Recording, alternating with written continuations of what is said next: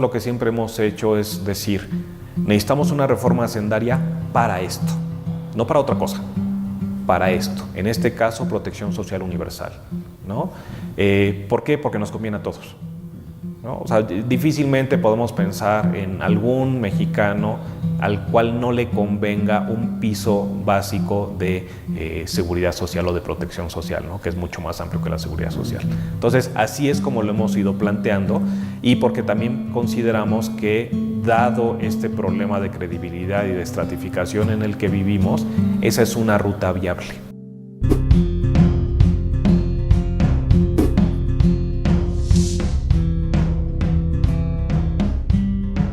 El Centro de Estudios Espinosa Iglesias ha publicado un informe que es imperdible, y es este informe sobre la movilidad social en México, y es la segunda ocasión en la que lo publican. Y quisiera, Roberto, que de manera muy breve, muy sucinta, nos dijeras cuáles son las cifras más destacadas que llaman la atención y que tendríamos que poner atención sobre este informe. Bueno, con relación al tema de movilidad social, creo que vale la pena que le mencionemos al público a qué nos referimos. La pregunta básica que te haces cuando haces estudios de movilidad social, en este caso intergeneracional, es si las condiciones de origen de las personas están siendo determinantes en sus opciones de logro en la vida. Es decir, si el hecho de nacer en una región o en otra, el hecho de nacer hombre o mujer, el hecho de nacer perteneciente a un grupo étnico o no, si eso está pesando o siendo el principal determinante de las opciones de avance en la vida para las personas. Y esa es la pregunta que el CEI se plantea desde que hizo la primera encuesta sobre movilidad social en 2006. Esta de 2017, este informe, está basado en la encuesta de 2017, que es la tercera que hacemos, y la característica principal de esta nueva encuesta es que no solamente podemos hacer el análisis a nivel nacional, sino que podemos desagregarlo regionalmente para 5 grandes regiones. Entonces, regresando a tu pregunta, si yo tuviera que mencionarte los datos principales que se reportan, es, por un lado, si nosotros tomamos a la escalera social mexicana y la dividimos en 5 niveles, aquellos que nacieron en el primer escalón, en el nivel más bajo, prácticamente 3/4 partes de ellos no van a lograr superar la pobreza, o no lograron superar la pobreza, porque es una encuesta en retrospectiva. Perdón, 3/4 partes. 74 de cada 100, para ser precisos. 3/4 partes de los mexicanos que nacieron en pobreza. En alta pobreza. En alta pobreza no van a superar esa condición. No cruzaron la línea de la pobreza que manejamos oficialmente en México. Pues es prácticamente decir que efectivamente, en buena medida, la condición de origen está determinando las opciones de avance de estos mexicanos, ¿no? De acuerdo. Entiendo que en el informe anterior de hace 6 años era el 70%. Era el 70%. Y ahora es el 74%. Es Así decir, es. durante el último sexenio, el sexenio de Enrique Peña Nieto, la condición empeoró. Sí, aunque, digamos, no hay que olvidar que nuestro análisis es intergeneracional.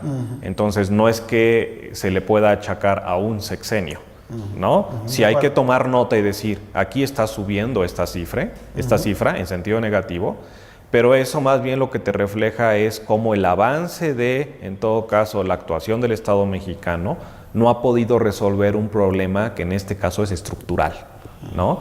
Y si no lo atendemos a tiempo, entonces pues vamos a mantener esta tendencia 70-74, y en lugar de irla reduciendo, puede crecer.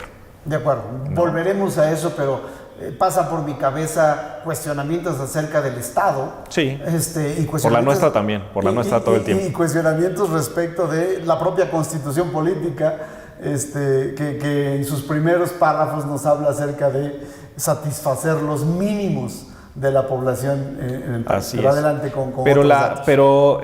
digamos, me parece que el resultado principal del informe es cuando, dado que tenemos esta posibilidad de hacer comparaciones regionales, ver cómo se comporta este 74 de cada 100.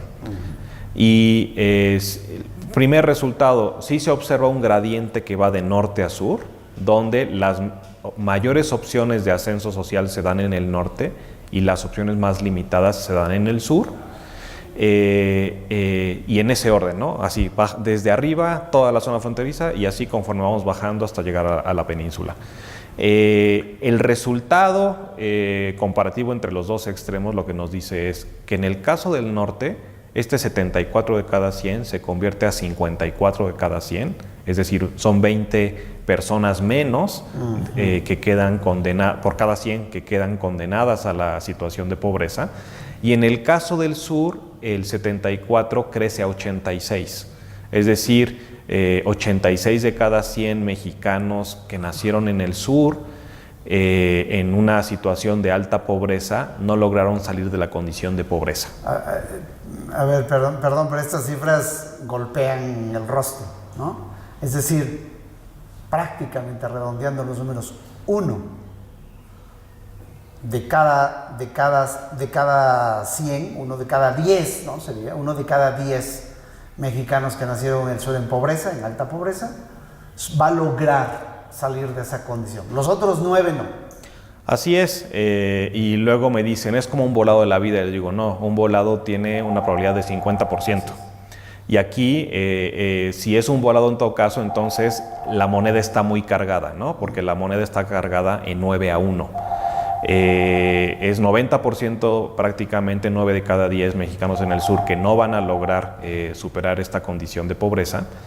Y perdón, pero sí. Esto compara, no sé si hay estudios sobre esto para otros países centroamericanos o latinoamericanos en general, pero ¿cómo compara esto a nivel, digamos, regional con economías similares a la nuestra? En términos de este 9 de cada 10, no lo tenemos porque está haciendo referencia a la línea de pobreza que utilizamos en México.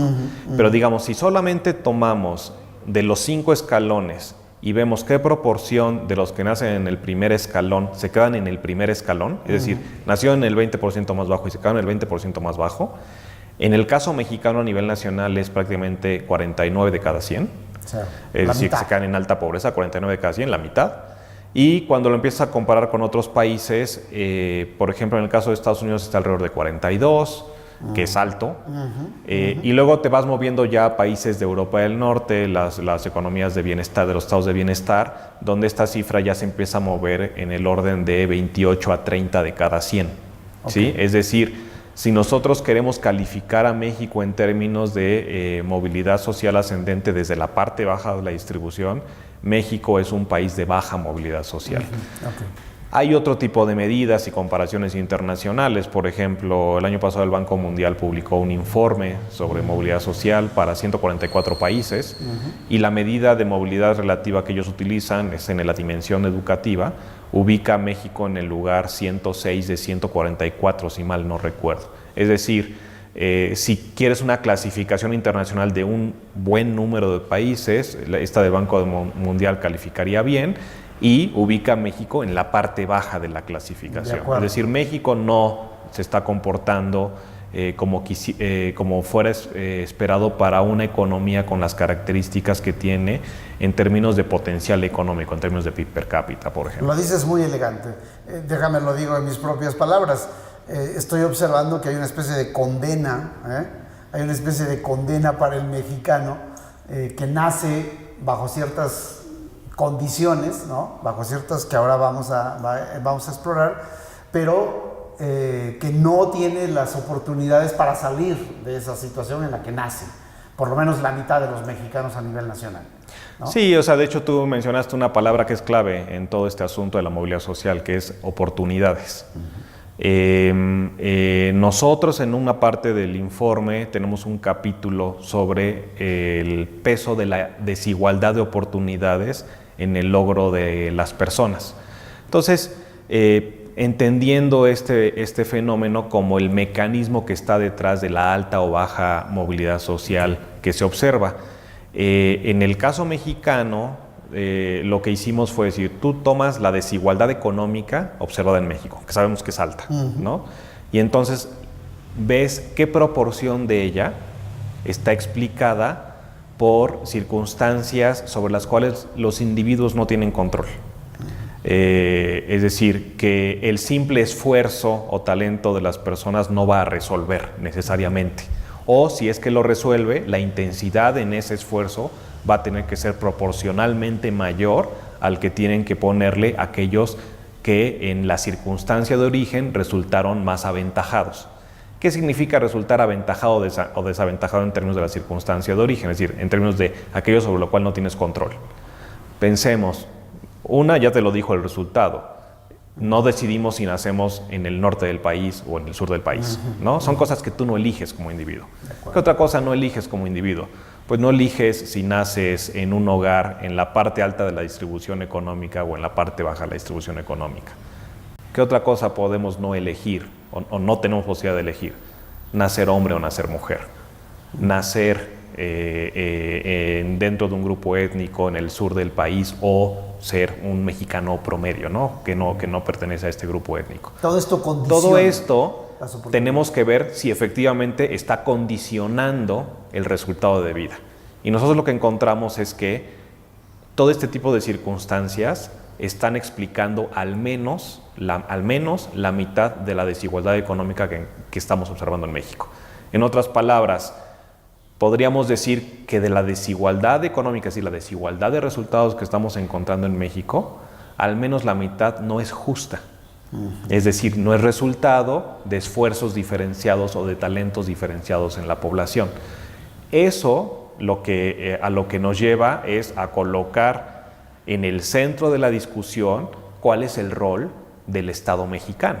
Okay. Es decir, si nosotros estamos teniendo estos resultados desiguales debido a cuestiones que no necesariamente son justas o que no son justas en ningún sentido, deberíamos tener contar con mecanismos para que evitáramos que estas cosas sobre las cuales las personas no tienen control estuvieran determinando sus opciones de logro en la vida. Ir quitando estos obstáculos para que, digamos, su superación en la vida se concentra en sus propios esfuerzos personales y no en estas Así es, que es lo que cuestiones. Nosotros le llamamos cómo eliminamos las barreras a la movilidad social. Okay.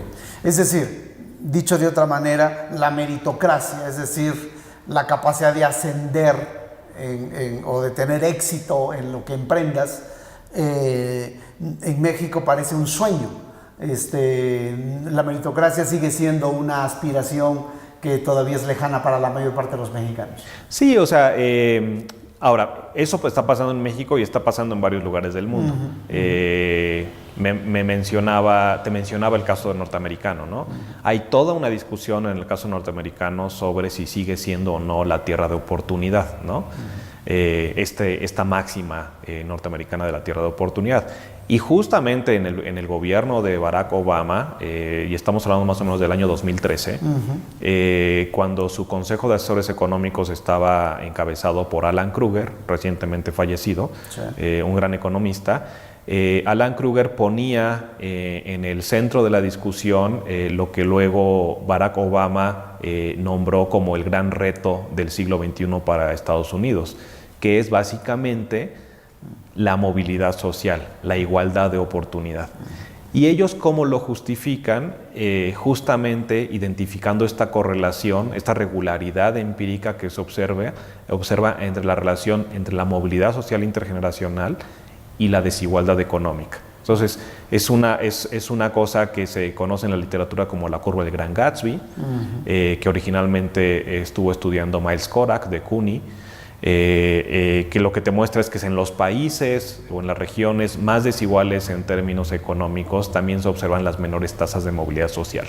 Entonces, cuando tú lo piensas en términos de mecanismo, tú lo que tienes que pensar es si las distancias de arranque para las personas con relación a otras personas son muy grandes, entonces el esfuerzo para poder alcanzar al menos a otros que están ahí en la carrera de la vida, va a ser necesariamente mucho mayor, ¿no? Ahora, si arrancas muy, muy lejos, no importa la cantidad de esfuerzo que le pongas, que va a ser prácticamente imposible que te niveles, ¿no? Dada la lotería de la vida que te tocó, que fue arrancar en la parte baja de la distribución. De acuerdo. Ahora, si arrancas en la parte alta de la distribución, pues los efectos también pueden resultar negativos, porque el incentivo a esforzarse no necesariamente está dado, ¿no? Entonces, este tipo de desigualdad, la desigualdad de oportunidad, no solamente tiene efectos en términos de injusticia social, sino que tiene otros dos tipos de efectos al menos. Uno tiene que ver con cohesión social,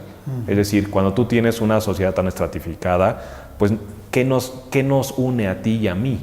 Prácticamente nada, ¿no? Y entonces, ¿cómo construimos acuerdos hacia dónde queremos llevar a nuestro país? Difícilmente lo vamos a lograr. Y una muy importante tiene que ver con el desaprovechamiento de recursos humanos. Tanto en la parte baja, porque no estás logrando que desarrollen su potencial al máximo, como en estos desincentivos al esfuerzo que se pueden dar en la parte alta si tienes asegurada la vida. Eso tiene efectos en esfuerzo, tiene efectos en productividad y tiene efectos, pues, obviamente, en crecimiento económico. Esta falta de, y alguna vez se lo pregunté a Juan Villoro en otra entrevista, esta falta de cohesión social por esto que hemos hablado ya, por esas terribles desigualdades e injusticias sociales que existen, explican en alguna medida esta desidia que hemos visto en el mexicano por modificar digamos, su entorno, su gobierno, los asuntos públicos del país, porque durante años hemos tratado de explicar por qué el mexicano no participa, por qué el mexicano no se expresa sobre los asuntos que le importan o que le deberían importar. Y quizá ahí encontramos alguna fuente de explicación. Sí, o sea, digo, más allá de una discusión sobre causa-efecto, un primer punto es el que te acabo de mencionar, que es cómo tu ventana aspiracional cambia completamente si el origen está determinado a tu destino. Entonces, esa ventana aspiracional resulta muy reducida. Eso puede generar en parte esta desidia a la que tú haces mención. Otra manera de verlo es esta falta de interés en los asuntos públicos puede estar reflejando también esta incapacidad que tenemos como mexicanos, dada esta estratificación en la que vivimos, para lo que te decía, llegar a acuerdos, porque las funciones objetivo de la población pueden ser muy distintas. Entonces, a lo mejor aquí en Delegación Benito Juárez o aquí en Delegación Coyoacán estamos discutiendo de cosas, de asuntos públicos que nada tienen que ver con la realidad de la gente que está en la zona sur o zona norte de Oaxaca, en la parte sur de Veracruz, etcétera, ¿no? Ahí es donde tú encuentras estos quiebres, claro, o estas desconexiones sociales, donde entonces el reto es restablecer un parámetro de discusión sobre el cual queremos construir, tomando en cuenta estas grandes diferencias. Claro, prácticamente son sociedades distintas, países distintos de los que estamos hablando. Bien, este es el diagnóstico producto de este estudio, de este informe tan importante que ustedes han publicado. Ahora, me interesaría mucho ir a qué hay que hacer. Y ahí te pregunto, la política fiscal en general, digamos, para todos quienes nos ven, el pago de nuestros impuestos, la política tributaria, todo lo que hacemos los ciudadanos, se supone que debe enfocarse a remediar buena parte de esta problemática que hemos estado describiendo. ¿Qué ha pasado con la política fiscal para mejorar estos indicadores en el país? Pareciera ser que no ha tenido un efecto sustantivo en estas profundas desigualdades que hay en México.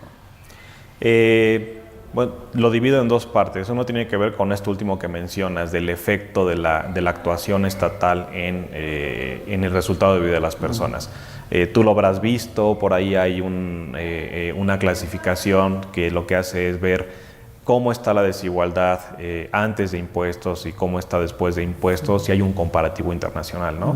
Y cuando tú encuentras ahí a México, junto a países tipo Irlanda, y te das cuenta que de arranque, en el ex ante, la desigualdad económica es más o menos igual o incluso mayor en este país de Europa del Norte, y después de la actuación del Estado te das cuenta que México está prácticamente en el mismo lugar donde estaba antes del cobro de impuestos, y el caso irlandés hace que la desigualdad se vaya más o menos, no sé si a la mitad, pero sí al 60% de con la que habían arrancado. Entonces te das cuenta que el Estado, por más ganas que le esté echando, no lo está logrando. ¿Qué hemos hecho en el SEI con relación a...? Perdón, sí. Antes de eso. Y eso provoca la coloquial pregunta de muchos ciudadanos, decir... ¿Dónde quedaron mis impuestos? ¿Dónde quedaron mis impuestos? ¿Y para qué los pago? Claro. ¿No? O sea, digo, si yo no estoy viendo un resultado tangible en mi entorno, ¿qué sentido tiene? Claro, eso tiene implicaciones de economía política, que son el tipo de problemas al que nos enfrentamos justamente ahora, ¿no? De acuerdo. Es decir, cómo generas credibilidad en la población cuando le dices vamos a cobrar más impuestos. Así es. ¿no? Así es. Ese es un problema que se tiene que resolver, Así ¿no? Me platicabas del SEI. Pero el SEI lo que ha hecho es... como tú mencionabas al principio, tenemos estos estudios sobre movilidad social. Tenemos dos momentos clave en el ciclo de producción del SEI. Uno es en el momento de una elección federal, generamos un producto que es de propuesta de política pública, lineamientos generales de propuesta de política pública, y en un siguiente momento lanzamos el informe, un año después lanzamos el informe de movilidad social, que es el documento de diagnóstico sobre la problemática a la que nos vamos a enfrentar en los próximos años. Eso lo hemos hecho dos veces, en 2012 propuesta de política pública, 2013 informe de movilidad social, y ahora otra vez, 2018 propuesta de política pública, 2019 lanzamiento del informe de movilidad social. En términos de propuesta de política pública, con o sin diagnóstico de movilidad social, el planteamiento central del SEI siempre ha sido como un primer paso para la construcción de un país de igualdad de oportunidades, es decir, el piso mínimo para poder empezar a construir un país de igualdad de oportunidad ha sido la construcción de un sistema de protección social universal. Y ese es el sentido que le damos a la necesidad de una reforma hacendaria. Entonces decimos, requerimos de una reforma hacendaria para construir un sistema de protección social universal. Hay otro tipo de pilares universales que hemos planteado, que ha sido, por ejemplo, el pilar de la educación o el pilar de la salud, que se puede entender como uno de los componentes de protección social. Sí. También hemos tocado el sistema financiero, pero siempre colocamos como primer paso el de protección social, porque el de protección social es un instrumento que te toca prácticamente a lo largo de toda tu vida, tanto al inicio de tu vida como en las transiciones que se dan en la vida, por ejemplo, de la escuela al trabajo, o luego del trabajo a la salida del trabajo, ¿no? Entonces, si nosotros lo que queremos evitar es que choques adversos que se dan y que son comunes en economías como la nuestra, choques adversos tengan efectos en su intensidad diferenciados por la propia condición de origen de las personas. Entonces, ahí es donde empiezas a pensar en problemáticas del día a día en el caso mexicano, como por ejemplo la dualidad en el mercado laboral, formales e informales, formales con cierto tipo de seguridad social, informales con una seguridad social pues no contributiva, de una calidad completamente distinta, ¿no? Y como estas condiciones no solamente suceden a lo largo del ciclo de vida de una persona, sino que esta persona esa misma condición la transmite a sus hijos y sus hijos a su vez a sus hijos. Entonces, todo choque adverso en su intensidad resulta mayor para los más vulnerables, que son los que están partiendo de la parte baja de la distribución. Por eso y son la los importancia de la seguridad social. Por eso la importancia de la seguridad social. Que sea universal. Sí. Y ahora, esto implica la formalización. Eso implica romper con la dualidad en el mercado laboral, como uno de los objetivos, ¿no? Es decir, no podemos tener a la proporción de población que tenemos actualmente en la informalidad con toda la pérdida de seguridad que eso implica, es decir, todo el riesgo que eso implica. Y perdón, y a su vez esto requiere una reforma hacendaria. Requiere de una reforma hacendaria profunda, y ahí es donde regresamos a la discusión de economía política a la que tú hacías mención de, ¿y la gente cómo va a creer esto? Entonces nosotros lo que siempre hemos hecho es decir, necesitamos una reforma hacendaria para esto, no para otra cosa, para esto. En este caso, protección social universal, ¿no? ¿Por qué? Porque nos conviene a todos, ¿no? O sea, difícilmente podemos pensar en algún mexicano al cual no le convenga un piso básico de seguridad social o de protección social, ¿no? Que es mucho más amplio que la seguridad social. Entonces, así es como lo hemos ido planteando, y porque también consideramos que, dado este problema de credibilidad y de estratificación en el que vivimos, esa es una ruta viable de negociación. El nuevo gobierno, Roberto, el nuevo gobierno ha planteado una serie de programas de carácter social que son ayudas a diferentes grupos vulnerables de la sociedad.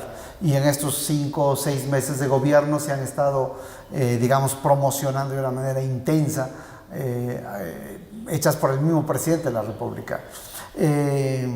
Sin embargo, lo que estoy escuchando ahora tiene que ver con algo distinto.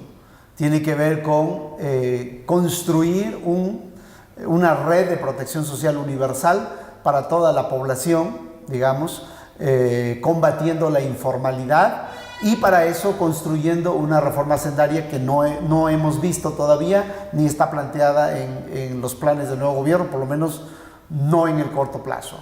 ¿Qué es lo que piensas respecto de estas primeras acciones del gobierno en la dirección que está señalando, está señalando el CEI? En términos del planteamiento original durante la campaña electoral del presidente López Obrador, sí se hablaba de la universalización de los sistemas, ¿no? Y en particular de seguridad social. Hay un primer paso que tiene que ver con el programa de pensión universal.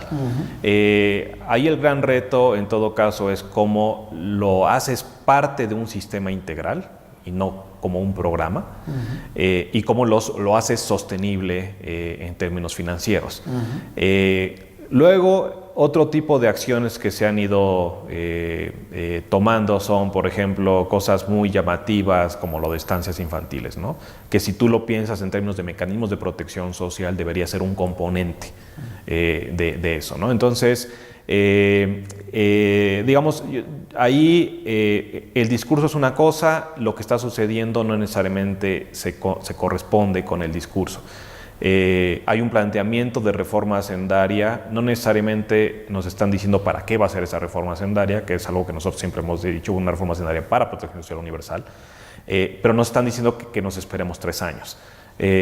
Nuestra preocupación en todo caso en ese sentido sería que dentro de 3 años no estén dadas las condiciones, ya no sea para la construcción de un sistema de protección social universal, sino para una reforma hacendaria en sí misma, claro, que sea justificable. Las condiciones políticas, que sea justificable en términos de para qué la necesitas y no necesariamente para empezar a tapar hoyos, ¿no? Que son a los que nos enfrentamos todos los días.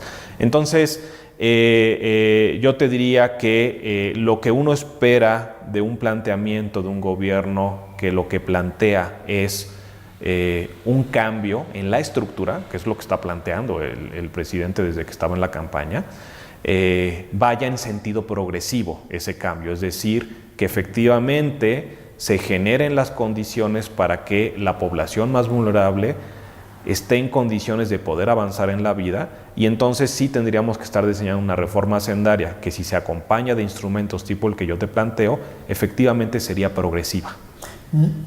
El Plan Nacional de Desarrollo que se presentó hace poco y que ahora se está discutiendo en el Congreso, ¿recoge buena parte de estos planteamientos que hacen ustedes en el CEI? Bueno, desde la campaña había este planteamiento, ¿te acuerdas por ejemplo, del PGenomics?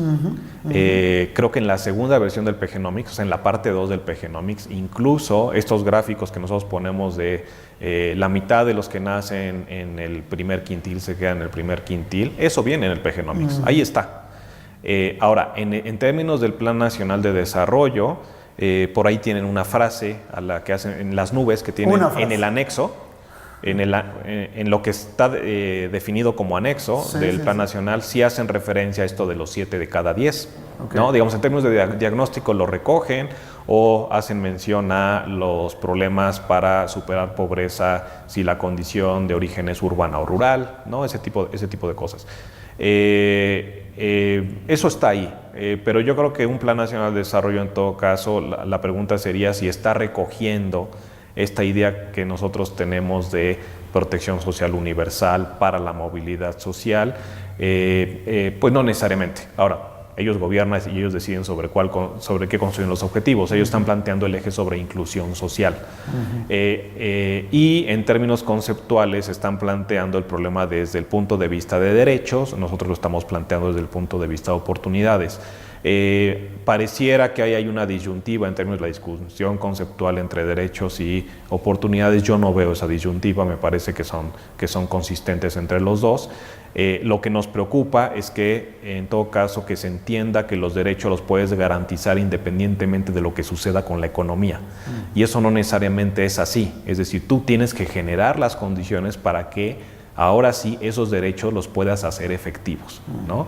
Pero tú no puedes hacer derechos efectivos sobre algo inexistente, ¿no? Entonces, el gran reto que tiene este gobierno, si es que su planteamiento tiene que ver con garantizar derechos, es que esos derechos estén ahí presentes para que la gente los pueda ejercer. Y segundo, que esos derechos, y ahí es donde está nuestra discusión sobre igualdad de oportunidad y creo que se hace complementaria, es que esos derechos te permitan no nada más mantenerte a flote por arriba de cierto nivel de vida, sino que te permitan construir una sociedad que sea fluida socialmente, donde las condiciones de origen, de ventaja o de desventaja, no resulten determinantes en tus opciones de logro. De acuerdo. ¿Les han llamado del gobierno federal para intercambiar puntos de vista sobre esto en particular, sobre sus planteamientos? Sobre este informe en particular no, pero pues acaba de salir, ¿no? No sé si nos vayan a llamar. Sobre otras cuestiones sí, digamos estos 5 meses. Ha habido cierta comunicación, siempre cierta comunicación, tú sabes cómo es México, o sea, siempre tienes a alguien que te conoce y alguien que tú conoces y entonces se establece un diálogo. Con quien se ha establecido al menos un primer diálogo ha sido con la Secretaría del Trabajo. Eso lo hicimos ya público a través de una reunión que tuvimos en el Colegio de México, coorganizada entre el colegio y nosotros, sobre jóvenes construyendo el futuro. Sí hay cierto contacto. Nosotros quisiéramos que el contacto fuera mayor y más fluido, y en unas condiciones donde se reconozca la independencia del centro y nosotros reconozcamos que ellos son los que están gobernando, ¿no? De acuerdo. ¿Cuál es tu expectativa sobre este tema de movilidad social? Yo mencionaba que los indicadores de hace 6 años y los indicadores de ahora, pues prácticamente están allí. No hemos avanzado, en el mejor de los casos, ¿no? Y con los planes dibujados en este último semestre por parte del nuevo gobierno, ¿cuál es tu expectativa hacia los próximos años en relación a cambiar de manera estructural los factores que están incidiendo en esta bajísima movilidad social en México? Mi expectativa tiene que ver con lo que observas en términos de posibilidades de cambio de estructura. Es decir, si tú has tenido una política social que no te ha resuelto el problema de la pobreza, de la desigualdad, de la movilidad social, entonces la pregunta es, ¿por qué no nos la ha resuelto? Y si tú identificas que no nos la ha resuelto por el tipo de instrumento de política que utilizas, entonces deberías estar cambiando eso, no el nombre del instrumento, sino la estructura misma de la política pública.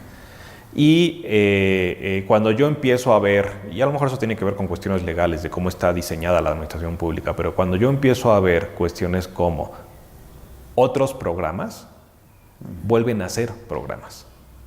Entonces, en ese sentido, yo no he visto ningún cambio estructural, ¿no? Hay rompimientos, Hay rompimientos con estructuras, con actores de las estructuras anteriores. Puede haber rompimientos con los mecanismos de operación, pero la concepción sobre programas no ha cambiado. Es decir, se atienden las problemáticas a través de programas. Nosotros lo que decimos es, los programas sí son importantes, los programas focalizados son muy importantes, y la efectividad de ellos va a ser mucho mayor, o se va a hacer efectivamente funcional la actuación de esos programas si establecemos pilares básicos para que estos funcionen. Y estos pilares básicos tienen que ver con los sistemas universales en educación, en salud, en protección social, que, como te decía, no te resuelven el problema por completo, y por eso necesitas también programas complementarios, pero sí son un primer paso muy importante. Para poder hacer ese cambio de estructura necesitamos un Estado mexicano con una capacidad, con una profundidad financiera mucho mayor a la que tiene actualmente. Y entonces otra vez regresamos a la misma discusión que hemos tenido sexenio tras sexenio tras sexenio, que es cómo hacemos que la hacienda pública sea efectivamente una hacienda. Bueno, y para ir cerrando, y lo que hemos visto en estos últimos días, esta discusión que hay acerca de los recortes en el presupuesto público, etcétera, etcétera, pues pareciera ser que el tema de la reforma estructural de la hacienda pública, que tanto se ha dicho a lo largo de tantos años, pues sigue pendiente, y probablemente seguirá pendiente, por lo menos bajo esta concepción, durante buena parte de este sexenio, si es que... Digo, se supone que vamos a tener una a la mitad del sexenio. Veremos. En términos de la construcción de sistemas tipo los que nosotros estamos planteando, sobre todo de protección social universal, tampoco vamos a ser ingenuos y pensar que eso tú lo puedes construir en 1 o 2 años. Digamos, tú te puedes poner un planteamiento como país para poder absorber los costos de la transición de 12, 18 años. Es decir, de por sí vamos tarde, pues tampoco vamos a empezar a tropezarnos. Se puede planear en ese sentido, pero tiene que haber señales claras de que ese es el camino es el camino que queremos recorrer como país. Hoy no hay señales claras. Hay señales claras en términos de la intención, no hay señales claras en términos de la posibilidad de hacerlo si no asumimos que primero, tenemos que resolver el problema de la construcción de sistemas desde un punto de vista técnico de una profundidad importante, y por otro lado tenemos que hacer posible la instrumentación y la construcción de estos sistemas a través de la mejora de las condiciones de la hacienda pública mexicana. Muy bien, pues hay intenciones, pero se requiere pasar ya de las intenciones casi de campaña a la construcción de políticas públicas que caminen en este sentido del que hemos hablado. Y ese es el gran reto de cualquier gobierno, y este gobierno en particular, por las condiciones en las que se dio su triunfo, sí tiene un bono, pero ese bono conlleva una gran responsabilidad. Y sí estamos en un momento donde lo que se espera de un gobierno como el que encabeza el presidente López Obrador construye el camino de esta transición más suave que disruptiva que requiere el país.